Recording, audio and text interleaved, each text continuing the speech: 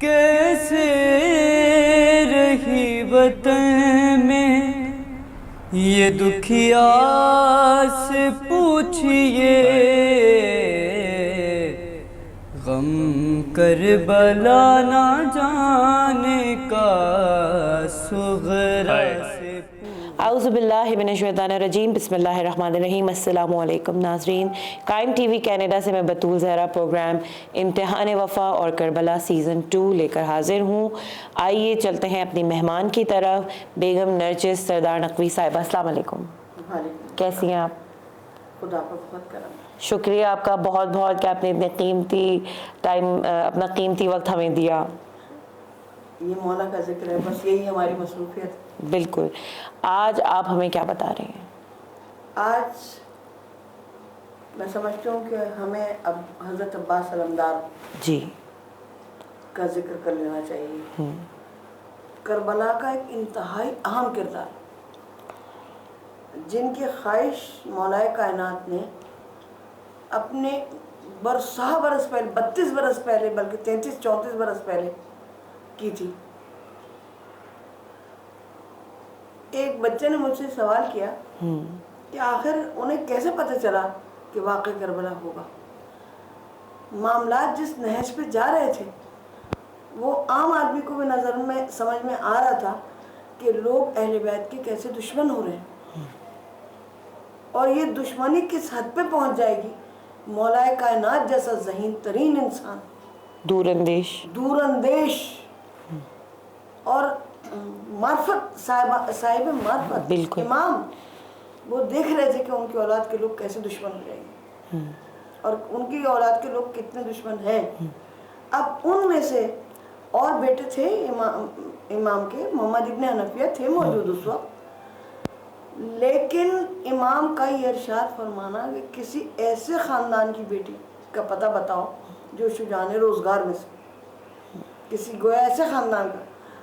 حضرت عباس کی مادر گرامی، ان کے والد اور ان کے اجداد یہ ایسے مشہور و معروف بہادر لوگ تھے کہ ان کے نانا کا نام، حضرت عباس کے نانا کا نام لوگ تلواروں پہ کندھا کرتے تھے۔ اچھا جی، نیزوں پہ کندھا کراتے تھے۔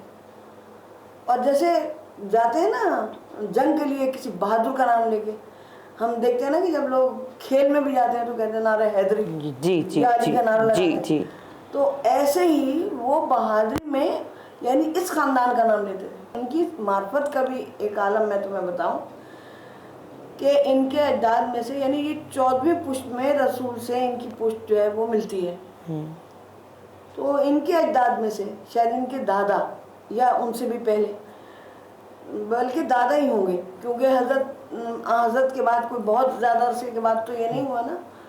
تو حضرت صلی اللہ علیہ وآلہ وسلم نے دعویٰ نبوت فرمایا تھا اور آپ بلکہ مدینہ بھی تشریف لائے۔ جی تو ان کے دادا بہت بیمار ہو گئے اور کسی دوا سے انہیں فائدہ نہیں ہو رہا تھا، تو کسی نے بتایا کہ ایک نبی نے نبوت کا دعویٰ کیا ہے، ایک شخص نے نبوت کا دعویٰ کیا ہے، ان کے پاس چلتے ہیں اور ان سے جا کے دعا کراتے ہیں۔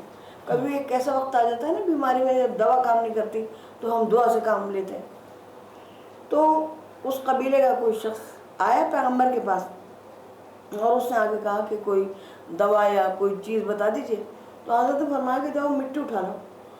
وہ مٹی اٹھا لے، آپ نے اپنا لعاب دہن اس میں شامل کیا۔ ابھی فاطمہ کرابیہ پیدا نہیں ہوئی ہے، اس سے پہلے کی بات ہے۔ تو وہ مٹی، یعنی بلکہ ان کے بابا بھی نہیں ہیں ابھی، تو انہوں نے، آپ نے اپنا لعاب دہن اس مٹی میں شامل کیا اور اپنی انگلی سے اسے مکس بھی کر دیا، اور پھر فرمایا کہ صبح شام گھول کے پلا دینا، یہ اچھے ہو جائیں گے۔ یعنی کہ مولا عباس کے پرنانا، ہاں بے شک۔ تو وہ گھول کے پلا دیا انہیں پانی، وہ شاید ایک ہی 2 بار میں ٹھیک ہو گئے۔ رسول کا لعاب دہن تو نسلوں تک ہی آئے گا، کیا معرفت آئے گی۔ بالکل اگر خون نہیں ملا تو لعاب تو ملا ہے، بالکل، اور خون بھی کیوں نہیں ملا، خون کی 14ویں پشت پہ تو بہرحال ملتا ہی ہے۔ تو یہ وہ بالکل ٹھیک ہو گئے۔ اب اس خاندان میں بھی بار بار پیغمبر کا تذکرہ اور ان کی اہل بیت کا ذکر ہوتا رہتا تھا، اور اسی کے بعد سے یہ خاندان جو تھا تو گویا کہ انہوں نے اس طور اسلام قبول کیا جس طور اسلام قبول کرنے کا حق تھا.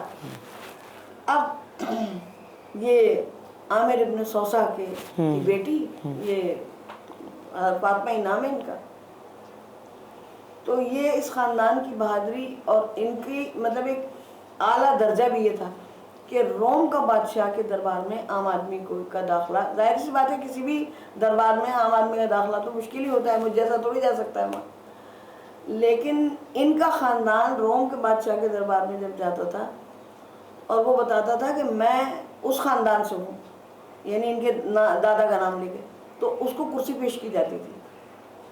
ایسا یہ خاندان تھا یہ. اور جب حضرت ام البنین پیدا ہوئیں سلام اللہ علیہ، تو جب یہ پیدا ہوئیں تو ان کی آنکھوں میں کچھ تکلیف ہو گئی، کچھ ایسی بیمار ہو گئی. تو انہوں نے کسی کاہن سے پوچھا، بلایا کاہن کو، کیونکہ ایک ہی بیٹی تھی اپنے ماں باپ کی، بہت لاڈلی تھی. تو انہوں نے کاہن نے کہا کہ اس کا علاج تو اس کے تکیے کے نیچے ہے، تم تکیہ اٹھا کے دیکھو تو تمہیں مل جائے گا اس کا علاج. تو انہوں نے جب تکیہ ہٹایا تو اس کے نیچے ایک لوح رکھی تھی، اس پہ لکھا تھا لا الہ الا اللہ محمد رسول اللہ علی ولی اللہ وسیع رسول اللہ وخلیفۃ بلا فصل. اب جب یہ کلمہ انہوں نے کہا بس یہ ان کی آنکھوں کو لگا دینا، یا اس پر سے پانی اتار کے اور اس کو آنکھوں کو دھلا دینا تو یہ آنکھیں ٹھیک ہوئی. اور وہی ہوا کہ بس وہ آنکھوں کو لگایا اور ان کی آنکھیں کھل گئیں اور تارا سی ہو گئی. اب نام خدا یہ جوان ہو گئی. اور یہ قبیلہ جو تھا یہ ان دنوں میں یہاں مدینے آیا ہوا تھا. جب مولا نے حضرت عقیل سے ارشاد فرمایا کہ مجھے کسی ایسے خاندان کا پتہ بتاؤ.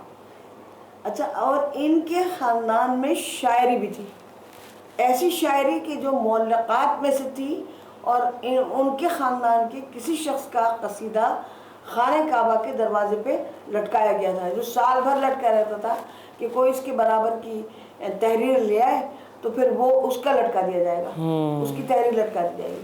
لیکن سال بھر وہ لٹکا رہا اور کوئی آدمی اس کا جواب نہیں سکا. تو کسی نے دربار میں ان کے بیٹوں کے بارے میں جب ارشاد فرمایا، حضرت عباس، حضرت علی، حضرت اون اور جعفر اور عثمان، یہ 3 بیٹے حضرت ام البنین کے اور ہوئے. تو انہوں نے دربار میں ان کے بارے میں کوئی بتا رہا تھا کہ یہ کون ہے، تو انہوں نے کہا یہ ان کے بیٹے ہیں کہ جو بیوی اس خاندان سے جس میں معلقات کا ایک قصیدہ جو تھا تو وہ یہاں پہ 1 سال تک لٹکا رہا خانہ کعبہ کے دروازے پہ. اور یہ ایسے بہادر ہیں اور ایسے شجاع یہ خاندان سے ہیں. تو حضرت عباس کے یہ 3 بھائی اور ہیں، یعنی ماں جائے بھائی تو اور بھی ہیں، یعنی 7 بیٹے حضرت امام حسین حضرت علی علیہ السلام کے کربلا کے میدان میں شہید ہوئے. 2 بیٹے اور تھے جو دوسری ماؤں سے تھے، جس میں سے ایک بیٹے وہ تھے کہ جن کی ماں جائی حضرت رقیہ تھی. ہمارے ہاں یہ بھی ایک لوگ ذرا سا اس بات کو اہمیت دینے کے لیے بیان کر دیتے ہیں کہ حضرت ام البنین کی بیٹی حضرت رقیہ تھی. نہیں، یہ ان کی بیٹی، دوسرے جو بیٹے تھے یہ ان کی بیٹی تھی، بہن تھی. اچھا، سگی بھائی، سگی یعنی جڑواں بہن، وہ جڑواں بہن تھی ان کی. کس کی؟ یہ میں بھی بتاتی ہوں کہ وہ کس کی جڑواں بہن. بکری حضرت علی کی کے جو بیٹے کربلا میں حضرت یعنی ام البنین کے بیٹوں کے علاوہ اور امام حسین کے علاوہ 2 بیٹے اور شہید ہوئے. ان میں سے ایک بیٹے کی ماں جائی تھی، اور ماں جائی کے علاوہ جڑواں بہن تھیں وہ حضرت رقیہ، جن کا عقد حضرت مسلم کے ساتھ ہوا، جو لاہور بی بی پاک دامن. ہاں شاید وہی ہیں، یہی ہیں. تو وہ بھی حضرت، اب یہ 3 بیٹے اور حضرت اون اور یہی حضرت جعفر اور اون اور عثمان. اچھا، اب یہ تینوں بیٹے جو ہیں، یا اون نہیں تھا، عبداللہ نام تھا، صحیح معذرت. تو یہ 3 بیٹے اور ہیں. ان کے بڑائی اور یعنی چاروں بیٹوں کی بہادری اور شجاعت میں تمہیں بتاؤں کہ میں جیسا بھی پچھلے پروگرام میں کہہ رہی تھی کہ موت کیسی قیامت چیز ہے. بالکل کہ انسان اپنی اولاد کو بھی آگے کر دے اور موت کا سامنا کرنا بہت مشکل ہے. جب میدان کربلا میں اس لشکر نے حملہ کر دیا 9 محرم کو، اور شمر ملون ابن زیاد کا ایک خط لے کے آیا، اس خط میں لکھا تھا، اس نے یہ ابن زیاد کے دربار میں بیٹھا تھا جب عمر ابن سعد کا خط پہنچا شمر اس کے ابن زیاد کے پاس، تو شمر بیٹھا تھا وہاں پہ. اس خط میں لکھا تھا کہ حسین ابن علی کا کہنا ہے کہ وہ جنگ کرنا نہیں چاہتے، چاہے تو انہیں صحراؤں میں وہ چلے جائیں، وہ مدینے واپس چلے جائیں یا ہند کی طرف چلے جائیں. تو اور وہ الحمدللہ کہ اب جنگ کے بادل چھٹ گئے اور مسلمانوں کا خون بہنے سے بچ گیا.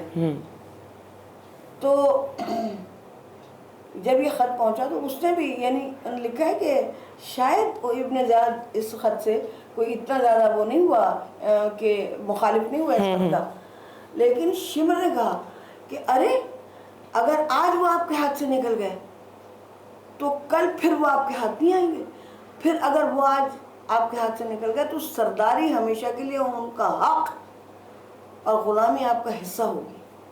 میں تو کہتا ہوں کہ ابھی آپ کے اختیار میں آ گئے، لہٰذا ان کا سر قلم کر دیجئے یا یزید کے لیے بیعت لے لیجئے. بس یہ جو مفسدانہ گفتگو تھی اس کی، تو اس نے اس کو بھی ایسا گویا کہ وہ کر دیا، ہڑکا دیا، جس کو عام لفظوں میں کہتے ہیں ہلکے لفظوں میں، اس کو ایسا کر دیا کہ وہ کہنے لگا کہ ہاں واقعہ ہو سکا عمر سعد کی کیا بات، میں نے تو سنا ہے کہ وہ رات دیر تک حسین ابن علی سے گفتگویں کرتا رہتا ہے اور انہیں زندگی کی امیدیں دلاتا رہتا ہے.